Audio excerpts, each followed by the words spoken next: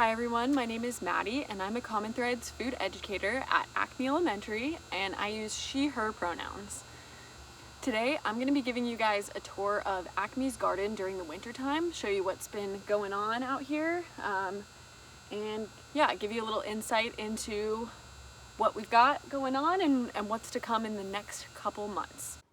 While recording this video, I removed my mask so that you could see my face.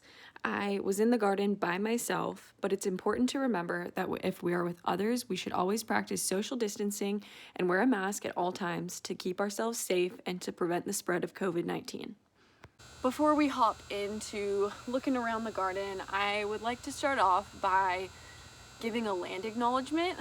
We reside on the lands of the Coast Salish people here in Whatcom County, and I just want to call attention to the fact that these lands that we get are so lucky to be able to grow food and plant all different kinds of plants on.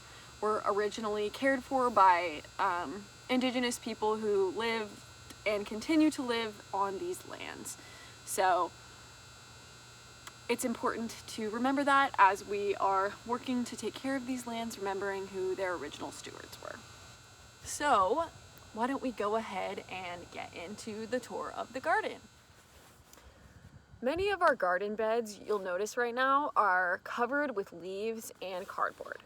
So like I said earlier, during the winter time, fall and winter, we like to tuck in our beds and get them ready to get all warm and cozy, stay warm over the winter so that they're all ready to go for when we start planting in the spring. So that's exactly what the leaves do. They serve as like a nice blanket for the soil beds to be ready to go for planting. Another fun thing that exists in the garden during the winter time here is we have a few beds that have big, tall, green things growing in them, and those are cover crop beds. So we plant cover crop in beds that had a plant like a tomato or peppers or eggplant, something that takes a lot of nutrients out of the soil. The cover crop helps to give nutrients back to the soil and help the crops that we plant the next year in the coming spring to grow way better. We also have a few plants that we left over the winter. These are plants that can continue to grow in colder temperatures or are perennial plants, meaning that they come back year after year. Some examples of perennial plants that we have in our garden are strawberries. We also have herbs like rosemary and sage. And then an overwintering crop that we harvest later in the springtime. We've got leeks that have been growing all throughout the winter and are continuing to grow until we harvest them. There are also a few hidden plants that kind of blend in with the cover crop that I'm going to point out now.